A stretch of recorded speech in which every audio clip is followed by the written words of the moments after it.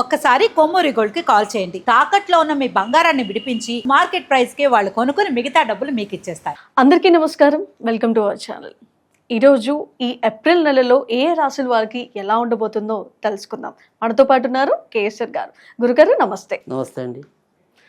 గురుగారు, మరి ఈ ఏప్రిల్ నెలలో వృషభ రాశి వారికి ఎలా ఉండబోతుంది అంటారు? తప్పకుండా వృషభ రాశి విషయానికి వస్తే కనుక ఈ నెల అంతా కూడా ఎక్కువ శాతం అయితే కనుక మంచి ఫలితాలు ఉండటం అనేది అయితే ఉంటుంది. అయితే ప్రస్తుతం ఉన్న ఏదైనప్పటికీ కూడా ఈ శని, కుజుడు, బుధుడు ఒక రాశిలోకి రావటం అనేది జరుగుతుంది ఇదే ఏప్రిల్ నెలలో. అందుకని భార్యాభర్తల మధ్య తాత్కాలికంగా ఏదైనా సరే కొంత విభేదాలు కలగటం అనేది ఒకటి. తర్వాత డబ్బు సంపాదన విషయంలో పెద్దగా ఒడిదుడుకులు అయితే ఉండవు, కానీ వీళ్ళు ఎంత జాగ్రత్తగా ఉందాం అనుకున్నప్పటికీ కూడా అనివార్యమైన ఖర్చులు పెరిగే అవకాశాలు ఎక్కువగా ఉంటాయి. ముఖ్యంగా ఏదైతే ఈ సర్పదోషం అనేది మనం ఏప్రిల్ 15 నుంచి 25 మధ్య తాత్కాలికంగా కొంతవరకు సంపూర్ణ కాల సర్పదోషం అంటున్నాం కనుక ఆ సమయంలో ఇంచుమించుగా ఈ తల్లిదండ్రుల పరంగా ఏవైనా సరే మానసిక ఆందోళన ఉంటాం, గృహంలో ఏదైనా సరే అశాంతి ఆ రకంగా పెరిగే పరిస్థితి అయితే ఎక్కువగా కనిపిస్తుంది. అంతకితం కూడా మామూలుగా మనం ఈ ఉగాది పంచాంగ శ్రవణాలు ఇలాంటి వాటిలో కూడా సాధారణంగా వృషభ రాశి వారికి ఈ సంవత్సరం అంతా కూడా ఎక్కువ వీరికి వారి వ్యక్తిగత అభివృద్ధి విషయంలో కన్నా కూడా గృహ సమస్య విషయాల్లోనే ఎక్కువగా ఇబ్బందులు ఎదుర్కోవటం అనేది మనం చెప్పుకున్నాం. అది అదే తరహాలో ఇప్పుడు ఏప్రిల్లో వచ్చే ఏదైతే ఈ సర్పదోషం అనేది ఉందో ఇది వారికి గృహస్థానంలోనే పట్టడం అనేది జరుగుతుంది. తర్వాత వారి యొక్క వృత్తి ఉద్యోగాల స్థానంలో కూడా రాహు రావటం అనేది ఉంది కనుక ఏదైనప్పటికీ ఇక్కడ ఆకస్మికంగా ఉద్యోగాల్లో మార్పులు రావటం లేదా స్థానభ్రంశం అంటే స్థాన మార్పులు జరగటం అనేది ఇప్పటిదాకా ప్రశాంతంగా ఒక ప్రదేశంలో ఉంటే దాన్ని అనుకోకుండా మార్చాల్సిన పరిస్థితి రావటం, అలా ఒక్కోసారి ఆకస్మిక మార్పులకి తావిచ్చే పరిస్థితులు కూడా ఏర్పడటం అనేది కూడా వృషభ రాశి వారికి కనపడుతుంది. అయితే మరి దేంట్లో ఎక్కువగా ఆనందం లభిస్తుంది అంటే ఇప్పుడు సపోజ్ మనం మార్పులు అనేవి తీసుకోకూడదా అది కూడా కొంతమందికి ఉంటుంది. సరే ఏమంటే ఇలా మాకేదో వేరే చోటికి ఇచ్చారు, ఇప్పుడు అక్కడికి నేను వెళ్ళటం వల్ల మంచి జరుగుతుందా చెడు జరుగుతుందా అని సందేహం వచ్చే వాళ్ళు కూడా ఉంటారు.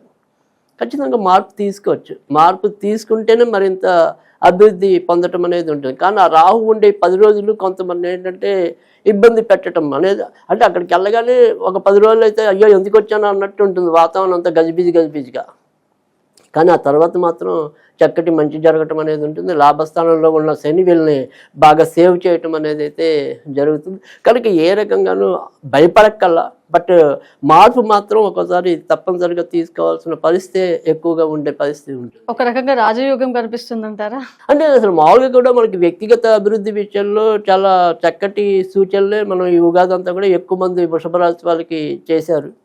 అందుకు మినహాయింపుగా అయితే ప్రస్తుతం ఉన్న గ్రహస్థితి లేదు. ఎందుకంటే ఈ శని అనేవాడు ఇంకా ఇప్పుడే కాదు, ఇంచుమించు 2027 జూన్ దాకా కూడా వాళ్ళకి లాభస్థానంలోనే సంచరిస్తాడు ఈ వృషభ రాశి వాళ్ళకి. అందుకని వ్యక్తిగత అభివృద్ధి కావాలని కోరుకునే వాళ్ళకైతే కనుక బాగానే ఉంటుంది. కానీ ఇంట్లోనే తరచు ఏదో రకమైన అప్రశాంత వాతావరణం అనేది ఉంటుంది. వీటికి ఏమైనా పరిష్కారం ఉందంటారు? తప్పకుండా. తర్వాత వచ్చేప్పటికి ఏంటంటే ఇక్కడ విద్యార్థులు కూడా కొంతవరకు అంటే మనకి ఇంట్లో ఉండి చదవాలా బయట ఉండి చదవాలా ఇలాంటివి ఏమైనా ఉన్నప్పుడు ఏంటంటే ఖచ్చితంగా కొద్దిగా బయటకు వెళ్ళి తీసుకుంటేనే ఇంకా మంచి జరగడానికి ఉంటుంది. అటు విద్యార్థులకైనా మీరు చెప్పినట్టు ఇంకా మిగతా వాళ్ళకైనా, అంటే ఇంట్లో మనం ఇందాక చెప్పుకున్నాం అమ్మకు బాగుండదనో నాన్నకు బాగుండదనో ఇలా ఏదైనా సరే పరిస్థితులు ఉన్నాయి.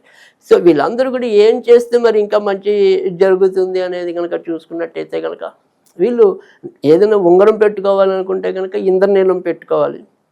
ఇక విడిగా ఏ దేవుడిని పూజించాలంటే కనుక ఈ ఏప్రిల్ నెలలో మటుకు తాత్కాలికంగా కొద్దిగా దుర్గాదేవికి సంబంధించిన పూజలు చేసుకుంటూ ఉంటాం. మనకి దగ్గరలో దుర్గాదేవి గుడి లేకపోతే కొద్దిగా మంగళవారం శుక్రవారం ఏదైనా అమ్మవారి గుడి ఉంటే, ఏ అమ్మవారైనా పర్వాలా అమ్మవారి గుడికి వెళ్ళి కనీసం దర్శనం చేసుకోవటం.